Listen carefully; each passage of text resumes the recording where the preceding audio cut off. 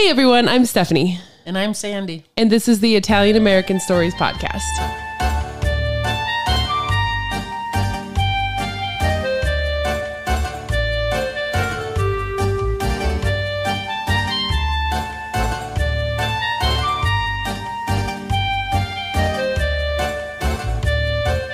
Well, welcome back, Mom. Yeah, it's been a while. It's been a long time. A lot has happened. It has. Because I think the last one we posted was in December, I think. Yeah. Or New Year's. It was for the New Year's Eve episode. But then my husband, Jared, and I, we bought a house and moved, and it's just been crazy. Yeah, you guys have been busy. You have been too. Mom's been helping us out, like taking care of our dogs and helping us unpack and get all situated. So it's a nice house, though. It's really nice. Yeah, we're actually sitting in the new podcast room, and on the one wall we've got, like, I put up a ton of family photos. It's this huge photo collage, and yeah, so it's kind of cool. Looks really nice. Yep. Yeah, it's got, like, you know, the small donuts that came over from Italy in the center, and just pictures on down the line. So yeah, all the way to you. All the way to me. Yep. But yeah, so we're glad to be back, and we've got kind of a fun story today. Frank Fiori, he's a Colorado guy. Yeah. So that'll be cool. But talking about Colorado Italians, Mom and I went and saw the Cabrini movie. Yeah, that was very interesting. It was so good. And I know she wasn't just a Colorado Italian, but she spent some time in Colorado. So It was so good, though. It was very good. I recommend it to everybody. Oh, me too. Mom and I, we laughed, we cried. Right. I mean, at one point, even in our theater here in Colorado, some people clapped at one point, and yeah, so I thought they did a great job. And visually, it was so beautiful. Yes, it was. The whole movie was excellent. It was. I loved seeing, like, the old, where they lived, you know, in the 1800s, the Italians lived, and then going over to the city. And it was just, they did a great job. Yep. Really everything they had to go through. Oh my gosh, I know. It's such a eye-opener. Right. You know, to, like, how far we have come because of our ancestors that came over and experienced that. And it's just... Right, and even knowing the story. Yeah. But this really puts it in play. It was so good. But yeah, so like I said, we'll go ahead and get into our story today. It's Frank Fiori, and he was an Italian-American who fought really hard to open up a successful business in Denver, Colorado. Frank Fiori, he was born in 1861 in Italy, and he came to America around, 1880-ish, somewhere around there. It was kind of hard to find the exact date. And honestly, there's not a whole lot on his early life, or I couldn't really find a whole lot on his parents either. But in 1892, he married Rosa Paulo Blasi here in Denver, Colorado. And together they went on and they had 11 children. Wow. Yeah, that's quite a bit. Sadly, though, 6 of those children died at a really young age. And we'll kind of get into a couple of those a little bit later. But so Rose, she was born in Italy in 1872, and she came over around the same time Frank did, so around 1880-ish. And they had their first child, Joseph Anthony Fiore, in 1894. And so Frank and Rose, with, you know, living in Denver, they made their living as peddlers, and they mainly stayed in Denver's City Park area. That's kind of where they did their peddling. I was going to ask you because... Yeah, that's what I was wondering. The City Park is close to downtown. Right. Yeah. And so, which a lot of the peddlers around this time in Denver would kind of go where, like, downtown Denver is now, where the markets were, the city markets where they sold vegetables and stuff. But these two kind of stayed in the park area where they would sell, like, trinkets and all kinds of stuff. And it had all the big, massive houses around it. So there were some pretty wealthy neighborhoods around there. Oh, but wow. Yeah, so that's kind of where they did their peddling, I guess you could say. So I wondered, did they live there too also? Or? They did not really live in the general Little Italy area of Denver. They lived more in that downtown. So that's why they stayed there. Yeah, that's why they stayed there. So, which is, you know, I mean, a lot of Italians started in that area, but then moved over to the North Denver, Little Italy area, but they kind of stayed. So they would sell vegetables, peanuts, lemonade, and popcorn. And they kind of did that in the summer, but in the winter months, they would sell small trinkets like toy balloons and statuettes. So, which I bet maybe like around Christmas time, they probably did pretty good. Yeah. So it'd be cool to see the statuettes. Like, yeah, I was thinking that one. yeah, like what are they? And I couldn't figure out, if they made, I'm sure they made their own. So it'd be kind of cool to see some of those. Probably a lot of saints and things like that. Probably. Yeah. Yep. Maybe just even like little wooden toy soldiers or wooden toys for kids even maybe. So Dominic Liberati Fiore was the couple's second born child, and he was a really talented musician, and he played the cornet. I had to look that up. I wasn't sure what that was. Yeah. I'm not a real musical person. The cornet, it's similar to the trumpet, but I guess has a more mellow tone. And Dominic, he was so talented that when he was 14, he was accepted to a pretty famous music school in Naples. And it was described as the finest college of music in Italy. At 14. Wow. How cool is that? Yeah. Traveling all that way at 14. At 14. So yeah, his parents come over here. Sorry, I just hit your mic with my hand. So his parents come over here and then have him, and then he goes back to go to school. Yeah. But Frank, he noticed that Dominic was interested in music at a young age, so he started saving his money. And when Dominic was accepted to the school in Naples, a reporter came over and talked to the family. And Frank told the reporter with the Denver Post that it takes Italy to teach one music right. Oh, wow. That's pretty cute. Yeah.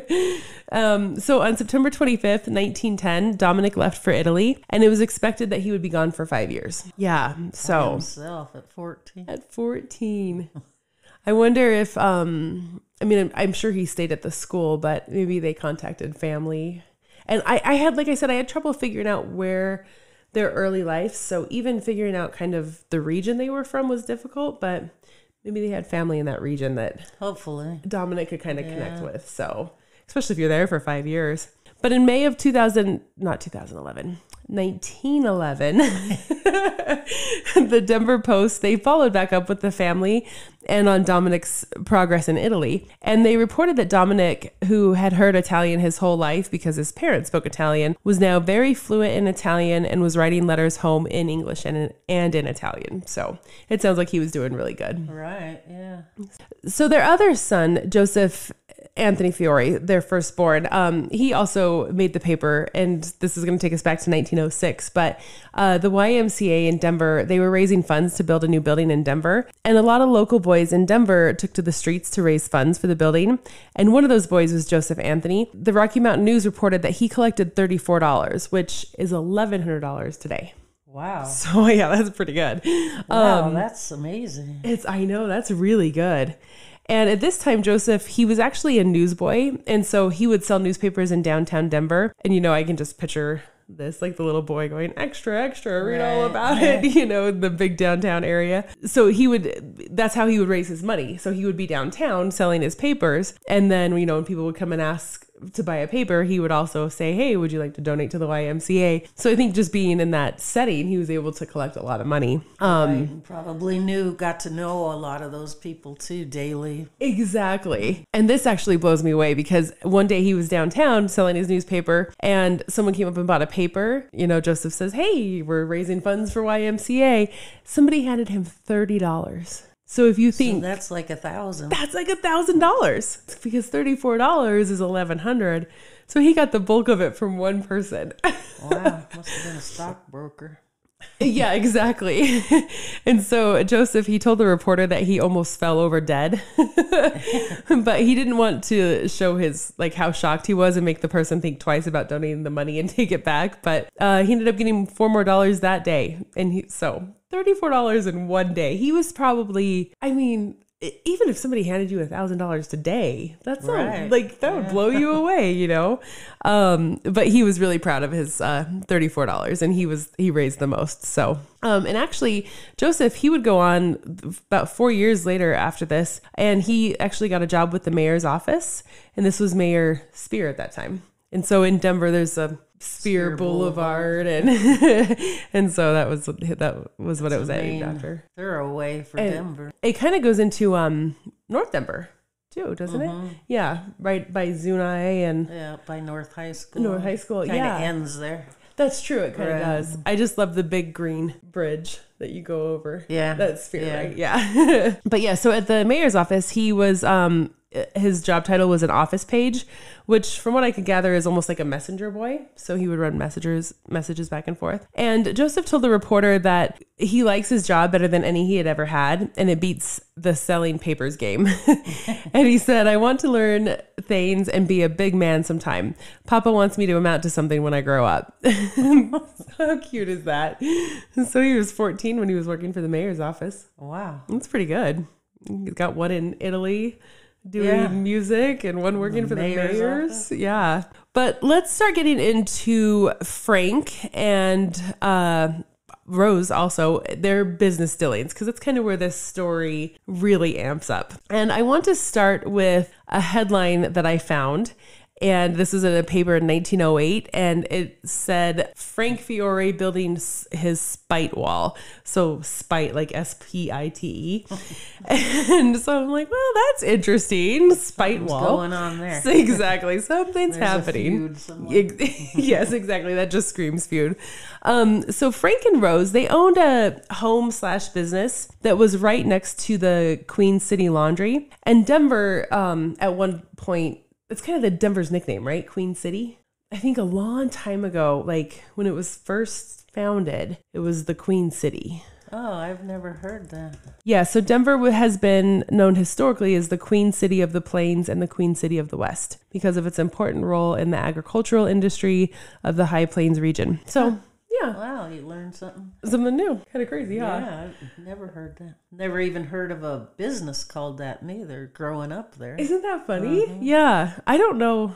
Well, I think just through all my research, I probably ran across it. But, okay, so Queen City Laundry, being right next to where Frank and Rose lived and owned their business, the laundry business would put off a lot of light. So I'm imagining like this light going into their bedroom windows and those kind of things. So that probably drove them kind of crazy. They would also, this business, they would take their hot steaming water that they would have from doing the laundry and they would pour it out of their windows into the street. Hot steaming water pouring from a window. Yeah. Into the street or into the alley. Sorry. By their house. Yes. Yeah. So between Frank and Rose's business and the Queen City Laundry, there was an alleyway. And so they would dump their hot steaming water out the windows into this alleyway. Probably from a 2-story window, Exactly. That's kind of what I'm picturing as well, because Frank's wall goes pretty high. So, but with all of this, Frank had just had enough.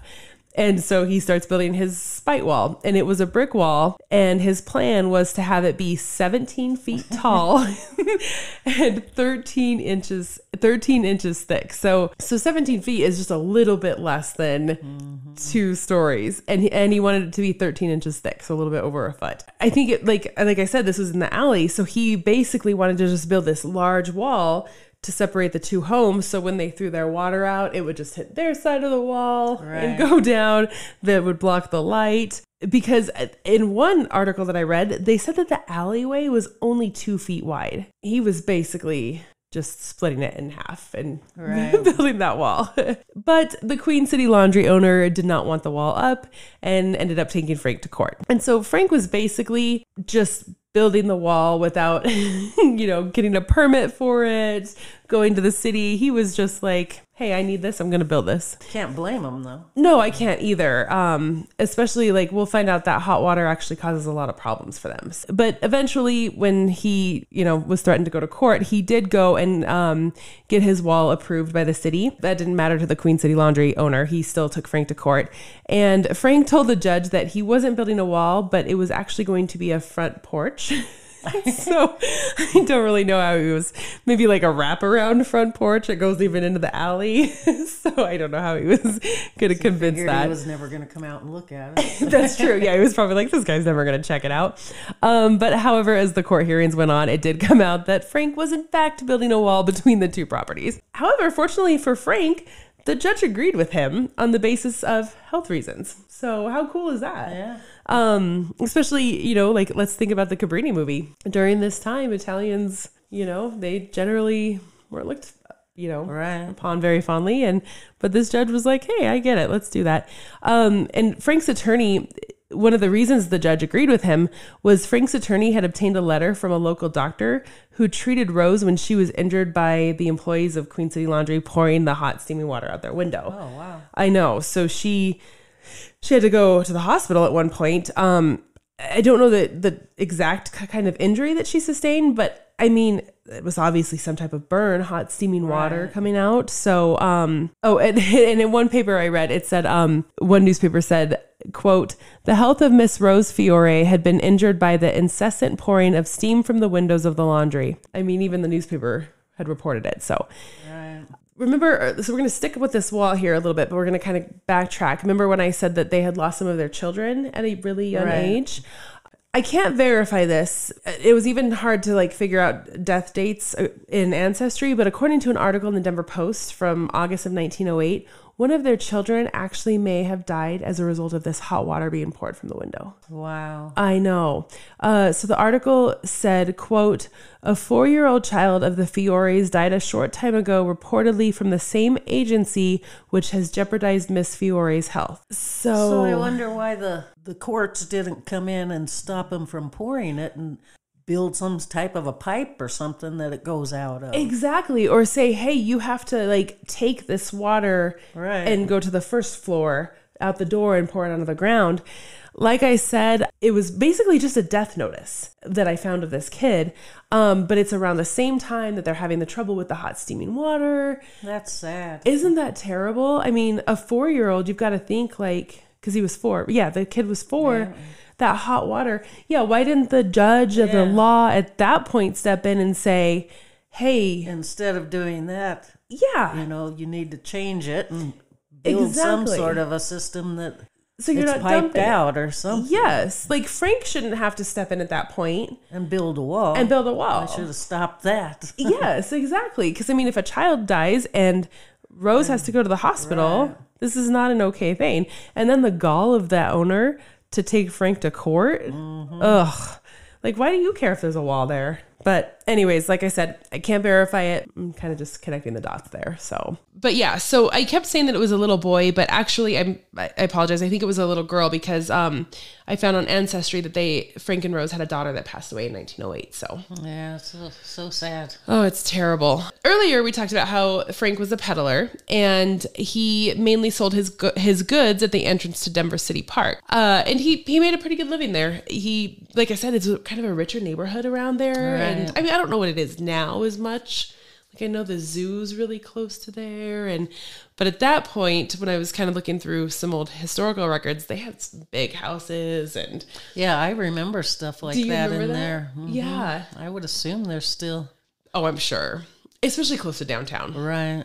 Yeah. So, in fact, he made such a good living there that he decided he wanted to build a storefront right across the street from the city park. And this is where Frank's second dispute with the city and buildings come into play. The permit for the building said that it would be a confectionery store. And a confectionery store, from what I could tell, is just kind of candy and little trinkets and those kind of things is what I could tell. So I couldn't find a whole lot on it, but I think that's kind of what it is. Okay. So basically, I think he wanted to take everything that he peddled and just make a storefront right at the city park entrance. Makes sense. Makes sense because it's like, well, if he's selling all the goods anyways. But this time, Frank, he actually did get a permit to build his storefront. And this is at the corner of 21st and York. And actually, the building that he does end up building is still there. Really? Yep. So how cool is that? So he got the permit from the city, but the park board requested that the city revoke the permit. The board was actually able to gather numerous complaints from the residents around there and get their signatures to revoke this permit. But the city, they said, no, we're going to let him build it. There's no regulations. There's no zoning laws that says that he can't build it. And he got his permit. He gets to build it. He started building, and the park board members and some of the really rich, affluent people living around there were furious. And they kind of started thinking, why did his permit get approved? There's got to be some reason that they approved this Italian peddler's permit. So they started having all these speculations and these conspiracy theories about why Frank was able to get his permit approved. Well, remember how Frank and Rose's young son, Joseph, worked for the mayor's office. Do you see where this is going? Yep. So that's where a lot of the rumors started. You know, the wealthy neighbors and the board members, they were saying things like Joseph was able to persuade the mayor to approve the building, and things like, you know, Joseph was the mayor's like favorite employee, so the mayor's going to help out his family. So of course, politics play into things. But first of all, he bought these 4 vacant lots. He did it legitimately. I mean, he bought the lots, and the area, it was zoned for residential and businesses. So how could they deny it? Exactly. They can't deny it. I mean, of course the permit's going to be approved.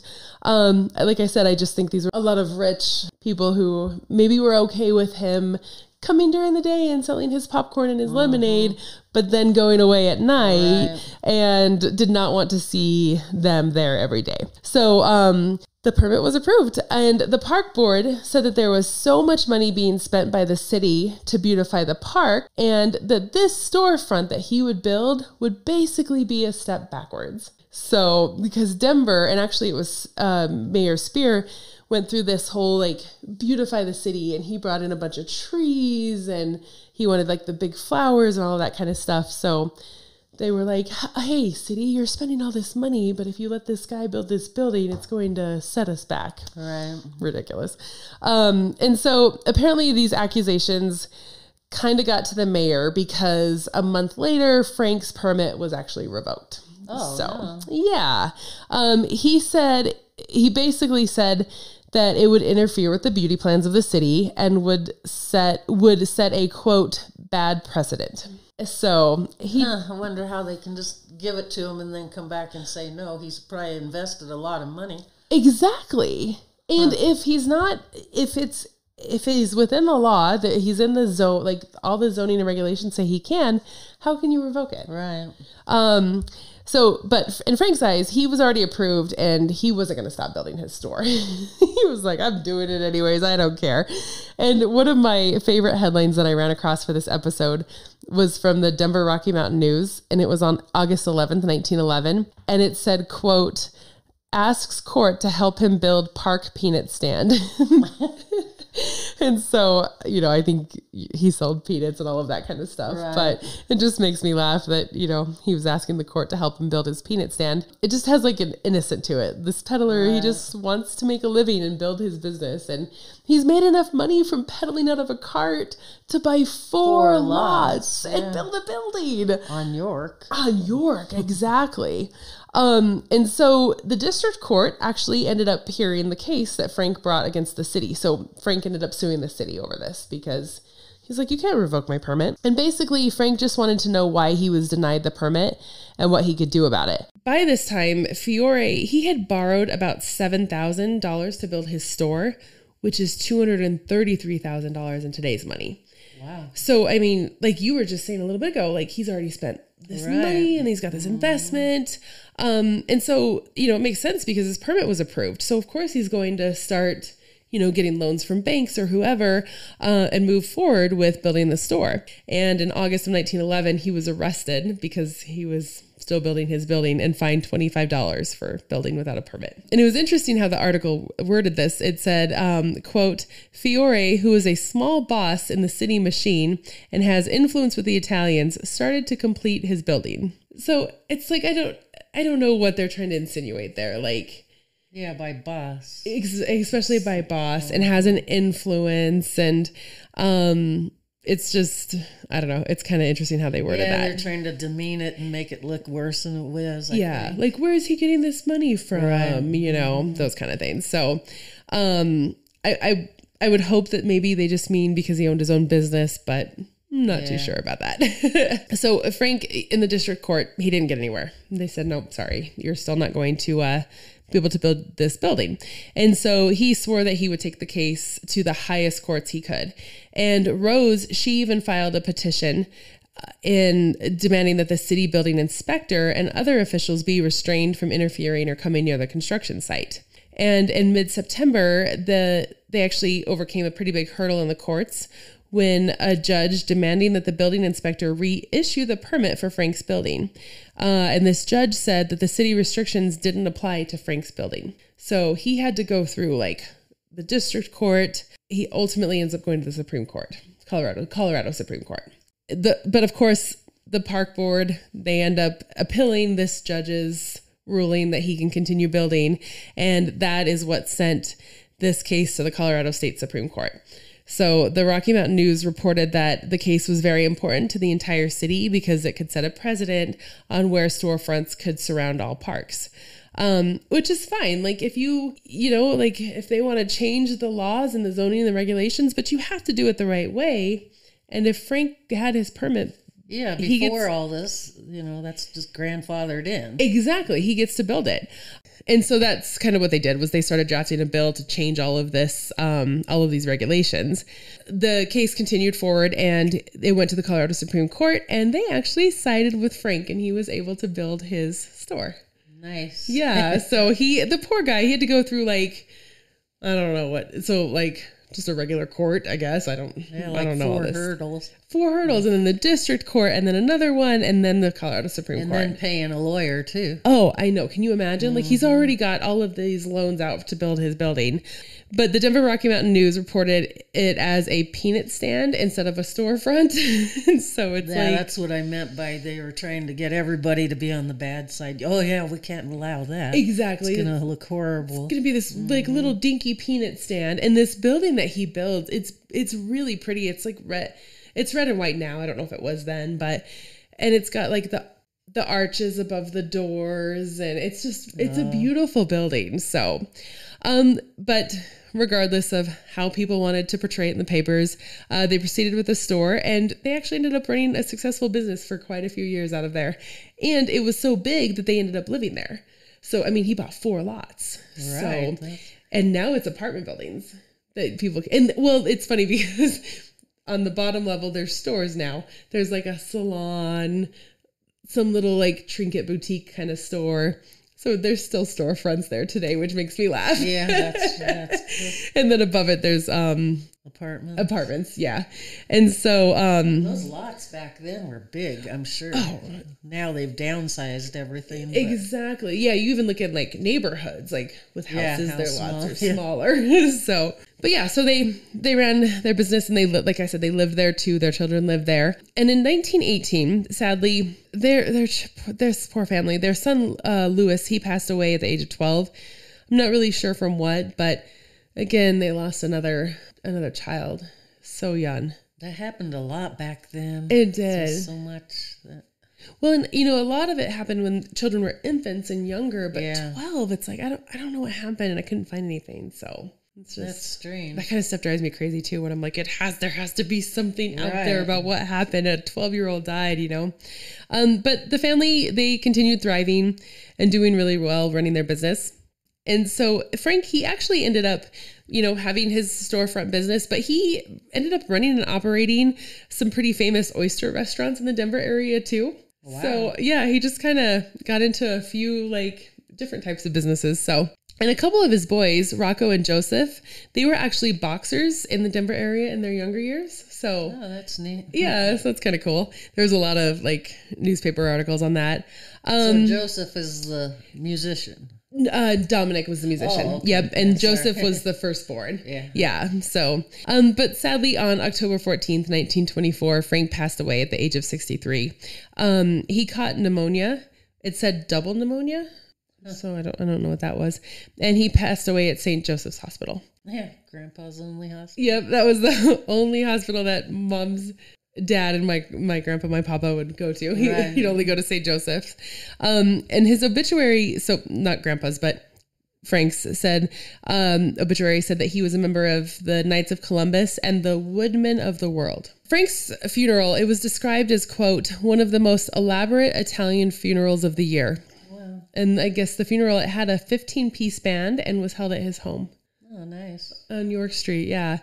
On Saturday, April 23rd, 1932, Rose, she passed away. So she lived about 8 years longer. She passed away at St. Joseph's Hospital as well, after an operation. And her obituary described her as a prominent charity worker in Denver. So, well, they did good for themselves. They really did, yeah. Except for the loss of their children. I know. So, yeah, because what was it, 11 children, but 6 of them passed away. Right. So that's kind of the gist of the episode, was the building and getting that storefront going. But I do have a few tidbits of the family that I want to share. I found some articles that were interesting. I just had trouble fitting them in throughout that. So we'll just kind of go through them. Frank and Rose's son, Rocco, he ran a drugstore, so a pharmacy. I'm not sure that he was the pharmacist as much as like he opened up the building and kind of just managed it and ran it. And it might have just been like a kind of like a Walgreens kind of thing. But one day a man came in and robbed Rocco at gunpoint in his store. And this happened in May of 1930. The man got some money and took off, and they never really caught him. But in August of that same year, Rocco was just walking down the street when he noticed a man walking towards him. And it all of a sudden dawned on Rocco that was the man that robbed him. Uh-oh. I know, right? So he turned around and he actually ended up following the man, and he actually followed him all the way to his house. And once he figured out where the man lived, he called the police and the robber was arrested.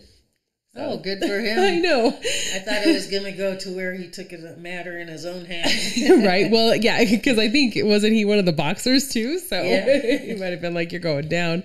But unfortunately, Rocco, he was actually robbed again in 1958 when two men came into his store with guns, and they demanded money and drugs, and they got away with $300 in cash, which is about $910 today, and Demerol. So later on in life, Joseph, the firstborn, he was talking with the Denver Post, and they were interviewing him because Joseph, Rocco, and Dominic, they were all like the kids when they were younger. They all delivered newspapers for the paper. And so the paper came and interviewed Joseph later on in his life, just asking him about like, what was it like? And tell me, like wanting to figure it out.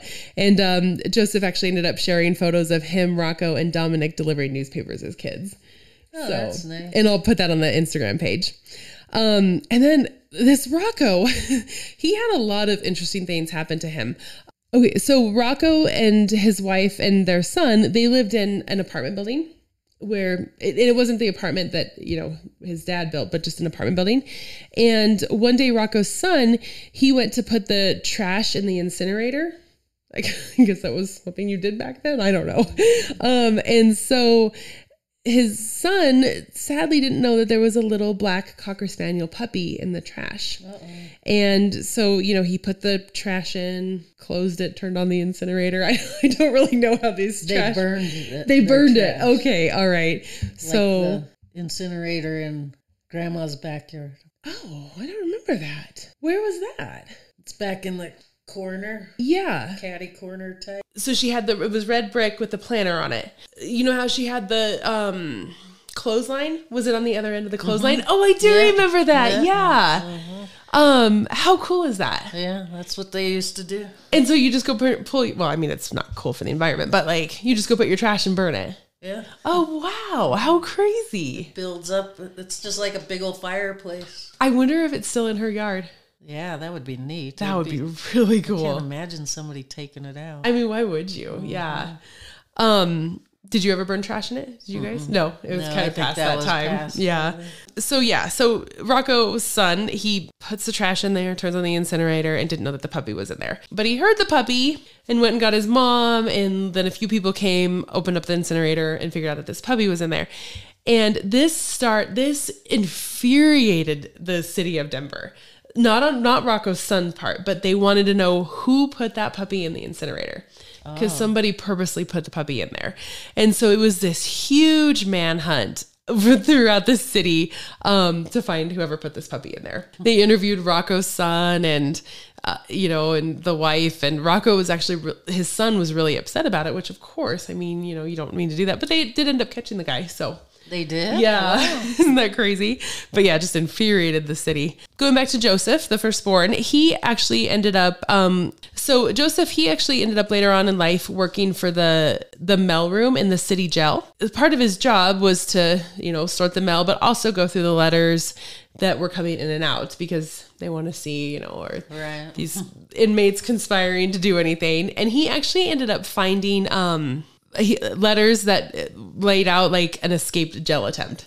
And so they just kind of kept going back and forth, and he kept collecting the letters, and they figured out this whole plot. that these inmates were trying to do to get out of jail. And they ended up having a file and 4 hacksocks. They ended up having a file and 4 hacksaws smuggled in. And Frank was able to like know when those were going to be coming in. And so they ended up busting all of these people, and obviously they didn't get out of jail, but he was given a big award for that. So that's nice. That's pretty cool. And in his later life, he actually worked for the U.S. Postal Service. However, sadly, he was killed on the job in 1952. So I know there's a lot of tragedy here.